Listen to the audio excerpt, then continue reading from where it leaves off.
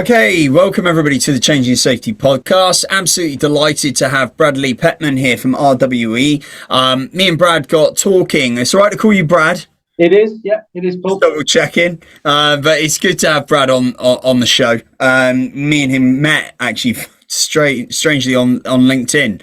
A lot of the posts that I've been pushing out and sort of disruptive conversations that I've been having with a number of professionals, certainly pricked his ears up and, raised his eyebrows to, the current change and transformation that we need to see in EHS in order to succeed and to move forward. And it's truly, I don't want anybody with the podcast to think that we need to, try and fix something that isn't broken, but there is definitely, from the noise we're creating, everybody is feeling that we are a little bit stale, that we need to think outside the box and dare to be different. And that's the point really, is, the podcast is an opportunity for us to shake up and talk openly about our perspectives on the profession. And that's why we've got Brad on today. So Brad, nice to see you. How are you?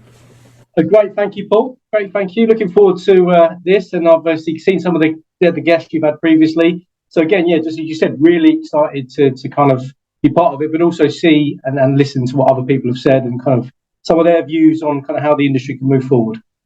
Absolutely. And let's talk a little bit first before we get into the conversation. Let's talk a little bit about your background. So, me and you had a chat, last week about this, but maybe for the listeners' benefit, just let us know a bit about yourself, where you came from, where you started, and how you've ended up where you are today with RWE. Yeah, no. So for me, started life out as an operational leader. Was joined Royal Mail back in 2005. Was there for 14 years through various operational leadership roles, running depots, and then into HSE. So kind of moved into that void really with taking a HSE mindset, and I saw an opportunity to kind of bring the two worlds together with an operational mindset. Very successful kind of program I had with Royal Mail. Very lucky, was on some talent programs there. Got my NEBOSH diploma, got my qualifications, and was had a great time. Great employer. Got kind of itchy feet. Wanted to kind of see what I could do and see other industries and learn. So spent a little bit of time kind of benchmarking and having a look what other industries are out. Really wanted to get into rail, so was really lucky to join London Overground and spent some time there as their safety improvement manager, looking at reducing passenger injuries across the network, working with contractor bodies and regulatory bodies to try to drive improvements across rail, and developing a team of HSE professionals to be fit for the future of work.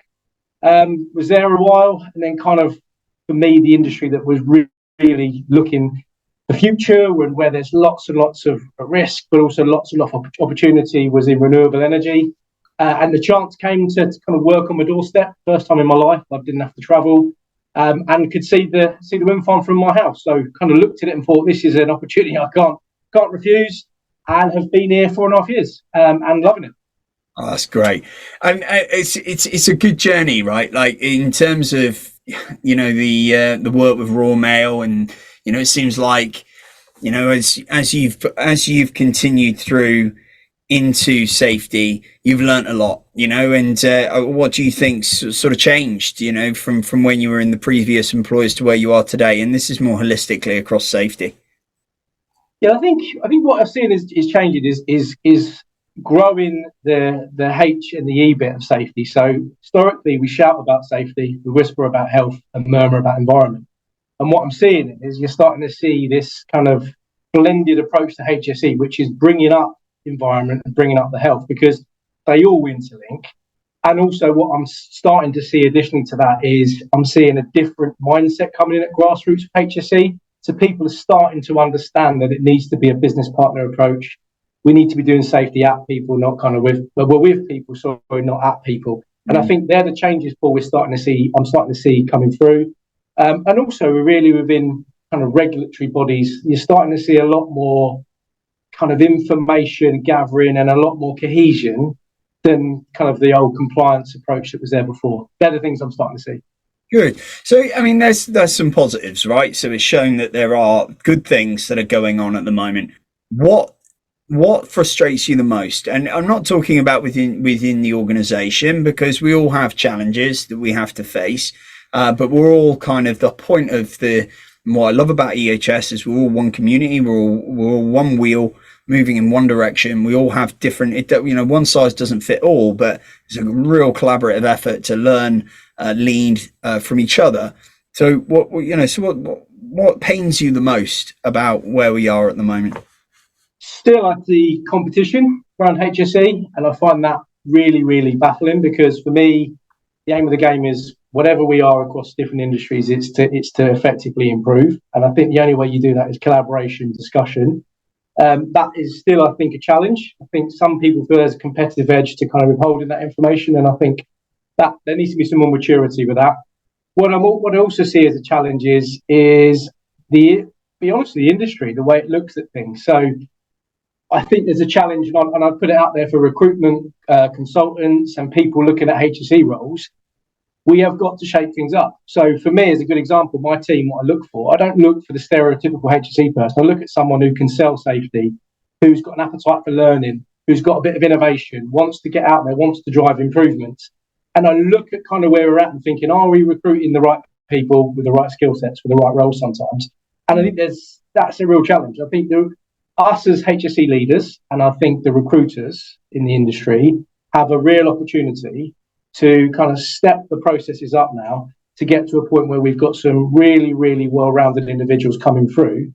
And what we need to kind of get them skills gaps addressed by almost sometimes putting the candidates a little bit more through their paces to make sure that they are that individual you require. And I think, as I say to you, that's a common theme I see. I see sometimes the wrong people in the wrong roles in HSE. And then I see some really, really good people, and you think, actually, they'd be fantastic in another role, and they're kind of quite pigeonholed into the boundaries of the role they're in HSE. So I think for me, Paul, the challenges is making sure that as HSE leaders and HSE recruiters, we kind of try and drive the bar up a little bit of what we expect. And additionally to that, as I said, we work more on collaboration and sharing kind of that knowledge across the fleet. And I think LinkedIn's a great model for that. I think you get to see a little bit more what organisations are doing, but I think there's more mileage in that. Yeah, it always pains me, and I know what you say about competition, right? So I think we can all agree that there's a common goal, right? It's beautiful. It's that we want to reduce incidents, and we want to make sure that everybody goes home from a day's worth, and there's no deaths reported. No deaths reported, yeah, but no incidents reported. That's the goal. That's always the goal. Surely that's why we're all in it. But even me as an events organizer, the competition, it's rife with it, and really we're all doing the same thing for the same value. What do you think what's the competitive edge in ADOF? Because there shouldn't be any competition really, if you think about it. I agree. I think there's a little bit of keep it close, we're on to something good. And then we can maybe additionally sell that as an upsell, right, for certain products and certain organisations. The fear of, as we all know, you don't like to share things unless you can actually prove your theory, and you can do 3, 5, 10-year kind of prove in terms of proving that concept. I think there's a little bit of that. But also, I mean, notoriously in the UK, we're not great at shouting about what we're good at. So we are quite reserved in our approach, aren't we? So I think that them things kind of hold it back. So I don't think it's all industries its own fault. I think you're starting to see us get better at as companies are globalizing. I think you learn to be different. But I think, our culture as a nation sometimes holds us back a little bit because we don't like celebrating success and shouting from the rooftops when we've got a really good concept. And I think that's where I think the evolution, maybe even the younger generation coming through, I think that's where we've got the real opportunity, because I think they're very publicised in their approach, and they're quite happy to share things on social media and use platforms that get the message out there. So I think there's the challenges, but there's also the opportunities in the coming years. Yeah, and there's we're businesses. I get it. We're all here we need to make money, to live, to survive, to have give our families what they need. money sometimes take over, and I think there's a sense of ego, right? There is, we could tell. Sometimes I get frustrated because everybody's looking for the next big solution. Oh, I've got it here. That's great if it works, which is fantastic. But are we modeling just to come up with ways to sell the next big thing, or are we barreling towards an inconsistency or a new fad that's just going to move us further away from the objective, right? Which is again reduce incidents, save lives.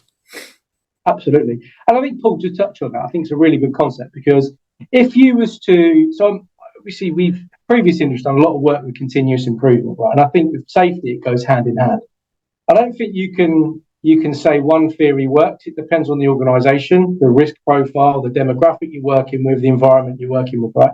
You can't kind of just say that fits. But what I would say is where I think really good organisations that get it right use data effectively. So they start to understand their top 3 risks.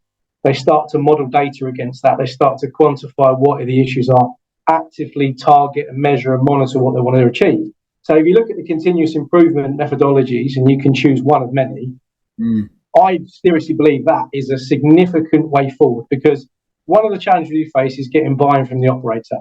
Yeah. So for me, what you can't measure what you can't see. So if then operators see tangible numbers and tangible ways we can improve things, you get more buy-in in terms of the boardroom, but also from the perspective of confidence in what you're trying to sell them, but also confidence in the brand of HSE.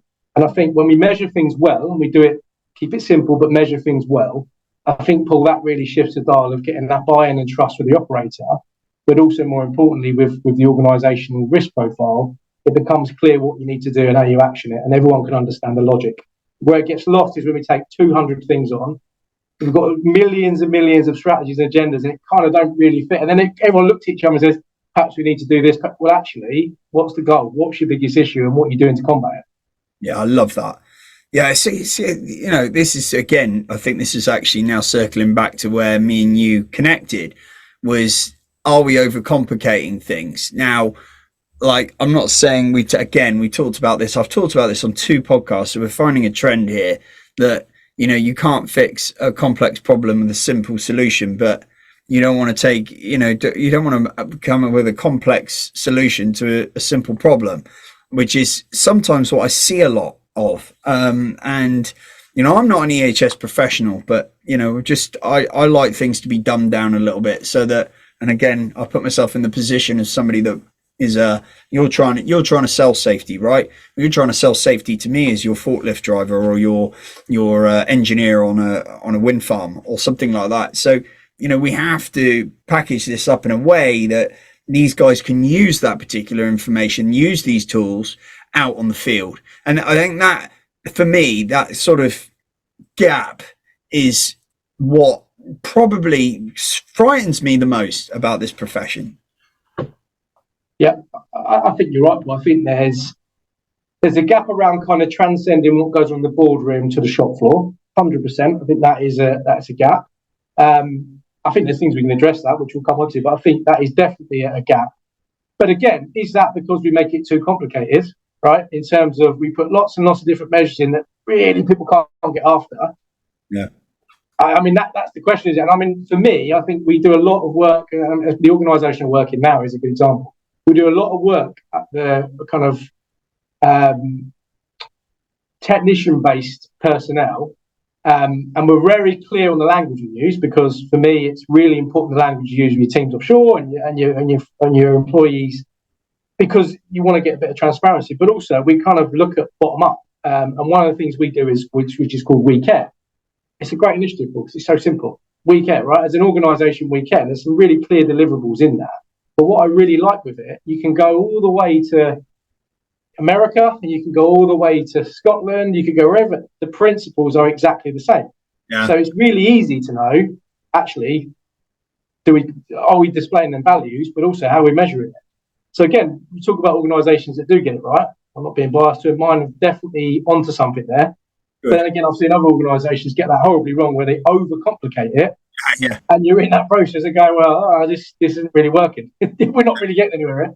No, I get it. And if I circle back to our first conversation on Zoom, the first thing I said to Brad was, were you a salesperson in a previous life?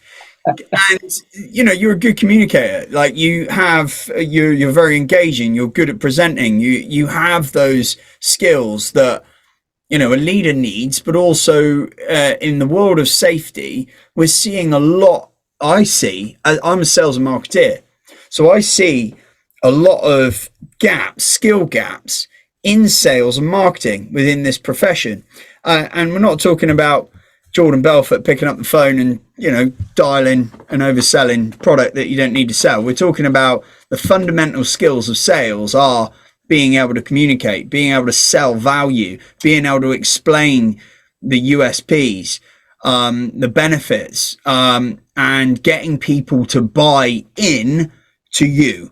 Right? As a leader, not even a leader, anybody can do this stuff. Anybody from the grassroots, from the shop floor, all the way up to the senior decision makers. And then there's the marketing. You've got a fantastic brand, like you said, that you're running out in RW. I forget the name. What was it called? The We Care model, which is coming from the central team. Yeah, we care. That's great. I think Jacobs are doing something on the mental health, a million lives. Right? That I get it. I get it. The minute that goes out as a brand, I get it, 100%. And that's the gap for me, is that you said about skills gaps for the future generations. Would you agree those are the fundamental skills that are missing, perhaps, or let's not say missing, they're areas of improvement, right? 100%. So one of the things I talk to my team about a little bit is regularly is depending on what level you're pitching to. So let's say we're talking to a group of operational leaders in a weekly meeting. Right? Let's say you've got all your core functions there, right? So you've got your HR teams, your finance teams, they're all in the room. And one of my things to my team is, right, let's be clear, Coca-Cola is always going to be the finance team, because without the finance team, you don't make your business. None of us have got a job if we're not making money, right? The business's goal is to generate revenue and cash to do positive things, right? But for me, we want to be Pepsi. We want to be number 2 in the room, right? So we want to be in a position that everyone looks at our brand and goes, okay, finance has to kind of control what we're doing financially, but you want the HSE team to be in the room and seen as Pepsi. And then unfortunately you go, your next brands come. So my biggest thing to my team is we've got to be front and centre, number 2 in that room. We've got to accept that finance are going to have more airtime, but when we get our opportunity, we seize it because we know our market, right?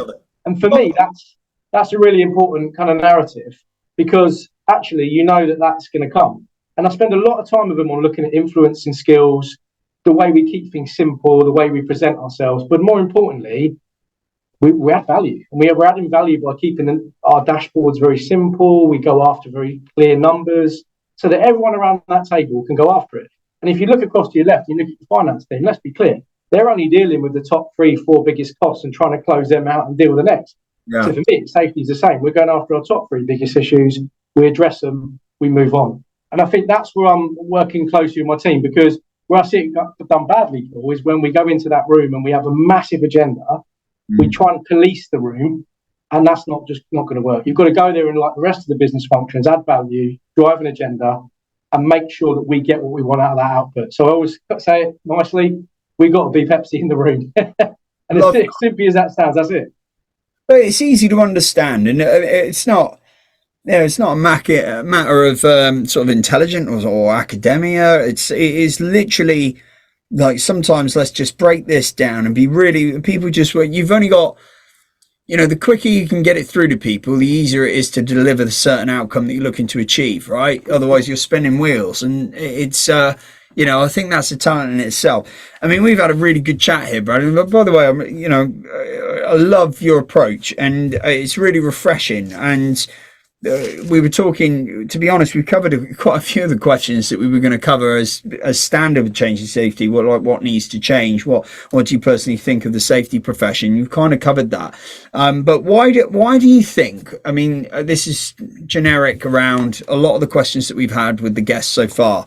Why do you think the profession, maybe needs to start thinking outside of the box? I think we want to attract new talent. We want to attract different people to the industry. They're the factors for me, because I get wheeled out regularly to speak to young graduates, young people, and to talk to them about a career in HSE. And one of the blocks for them is they see it as a bit kind of generic, kind of stuck in its ways. And what we have all got to do in this profession is kind of shake that myth a little bit, because as I explained to them, there is not a function in the business that gets to touch and feel every part of the organisation the way that HSE does. Right? We get to see everyone, be part of everything. And with that comes a massive opportunity, but also responsibility. And I think once kind of the younger generation begin to understand, or even older generations, they understand that you have the ability to be in the boardroom one day, and next day you can be in a shop floor with a load of operatives talking about a safety concern. That's a privilege, and that's a real opportunity you don't often get in other functions. And I think for me, what's holding that back is a myth. I think people see it as a very binary, kind of oldie worldy industry.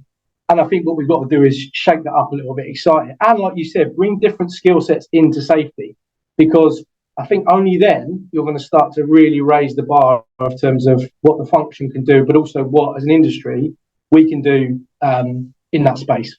Yeah, I love that. And do you think that do you think the EHS profession and people within an organization, board level, do you think they see EHS as a business function? Again, I think as I said to you earlier on, I think it depends on the organisation in question, right? So the organisation I'm in now, absolutely yes, 100%, because there is huge people asset, and they're in industry. I mean, now, great example. We're in a competitive market where the industry is absolutely flying, and for them, they want the best caliber people, but also want to attract them. So a key attraction for that is you want to work for a great organisation that cares about its people. Hence, we care, right? And you want to drive down insight. So yes, but again, it comes down to the organisation maturity. If you've got an organisation that unfortunately is in decline or is not kind of where it used to be in the marketplace, then I think what you see then is the challenges, because the organisation is almost at war with itself. And I think it all depends on the organisation, the market you're in, and the maturity of the board. Love that. We talked actually about thinking outside the box, and it's kind of, this is a double-barreled approach for the question, but would you mind explaining for the viewers the example that you had when you were in the rail industry about looking after the countless numbers of people that you had to look after? Give the example of an example where you thought outside the box and went to a different industry. Yeah, that's quite cool. So when I first joined London Overground, one of my first remits was to try to reduce passenger injuries. So if you can imagine, you've got oldie worldy stations, not great CTV on them at that time, and kind of lots of different train sizes and parameters coming in and out of the station. So you've got massive surges of people running in and out of stations to get moving around London, one of the busiest cities in the world. So my task was to reduce passenger injuries. So speaking to lots of peers in that industry, everyone was kind of like, I mean, they're not so much competitors on different lines, but look at other rail bodies and what they're doing. And I was keen not to do that, because the reality is I was looking at their statistics and they're all having the same issue. So kind of all you're doing is reinventing what they've done. So what I did do, I contacted a number of kind of people who move passengers well. So crowds, events, and also in aviation, and sort of looked at how they did things, looked at the way they set floors up, looked at the way they manage flows of people, looked at the way they use messages, they use music to calm people in kind of confined areas.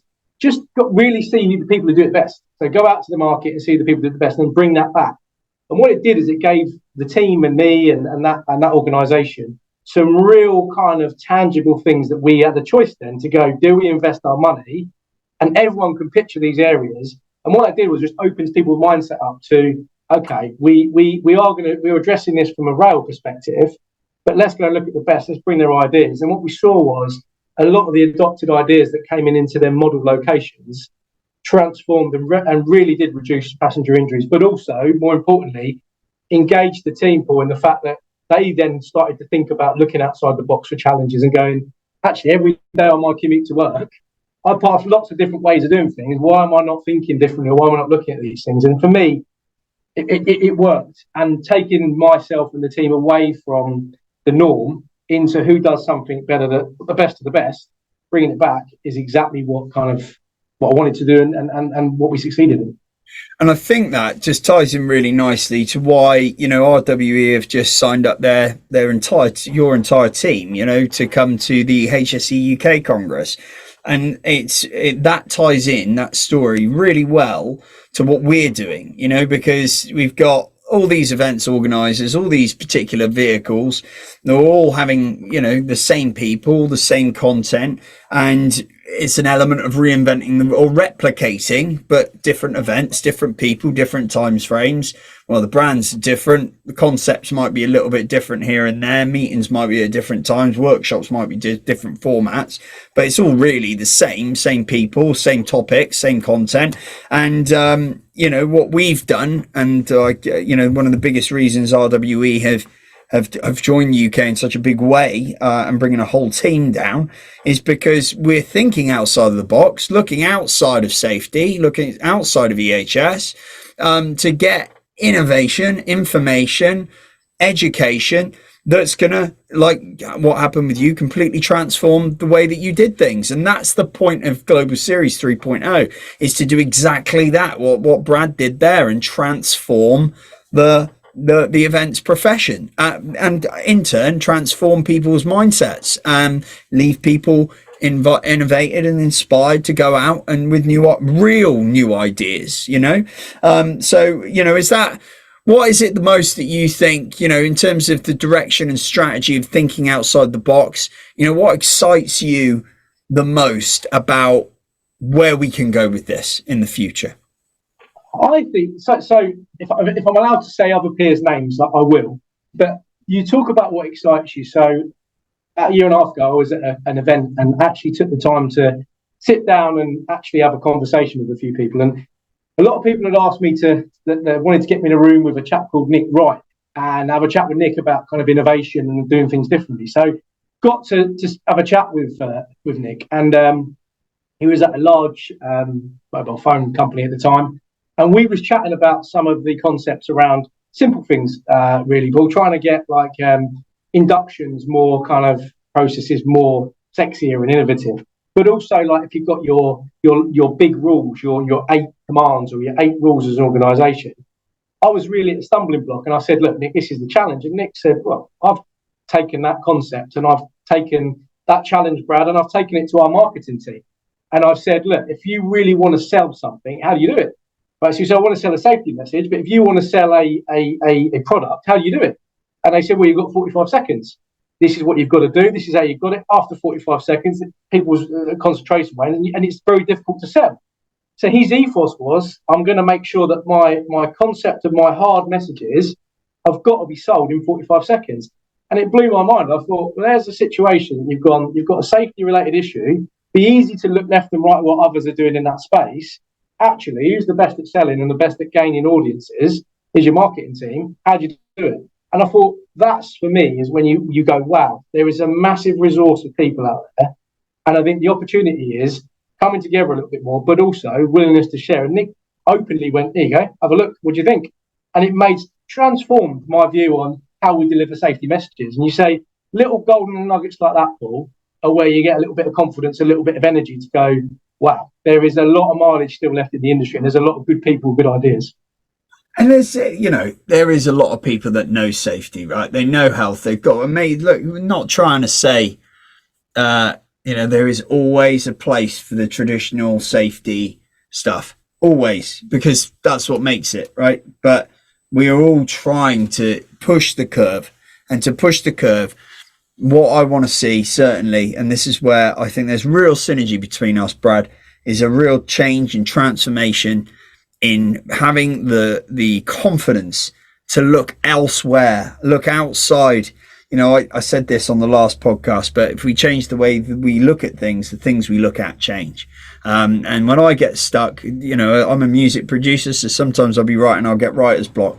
So I'll just go for a walk. I'll take myself out and I'll be looking at something random, and suddenly an idea will come to flight, and I'll come back in and I'll get back in and I'll come up with something fantastic. So it's the same as that kind of fresh, juicy new ideas from real thinkers, people that are just blowing the doors off in innovation, like Simon Sinek's group. It's a huge opportunity. Let me ask you this, and I think we'll close on this. What I've asked this question to everybody, and I've got some really wicked answers. Let's, someday you're gonna retire. You're gonna look back, and you're gonna look forward now. So if you were to look forward to those years, say 15, 20 years time, you retire from safety. If you could say you've done one thing to leave a legacy yourself in helping the profession, what would that be? It's a tough question as well. I think there's two parts to it, Paul, if I can say that. I think the first thing is my teams. So the way I've led my teams, for me, a leader creates footprints and a shadow. And I think whoever's worked for me would tell you that I've stretched them, I've pushed their development, I've tried to make them think about being a safety professional in a different way. And I think I'd always be hoping that they'd look at me and say, that mad guy I used to work for, he's made me think differently about HSE. He's made me think differently about the way I brand myself and what I do. Step one.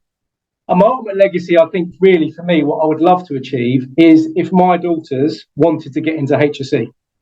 Because I've got two young daughters, and for me, the legacy will be if one of them wanted to get into HSE, if I could excite them that much, then for me, that will be a good legacy where I've actually made them think about having HSE as a career path. That's cool. Yeah, I love that. And that's amazing, Brad. It's been great to have you. And I will say this, and this is what I actually said to Katie and my team last night. A massive kudos to RWE because, you booked eight tickets to the UK event.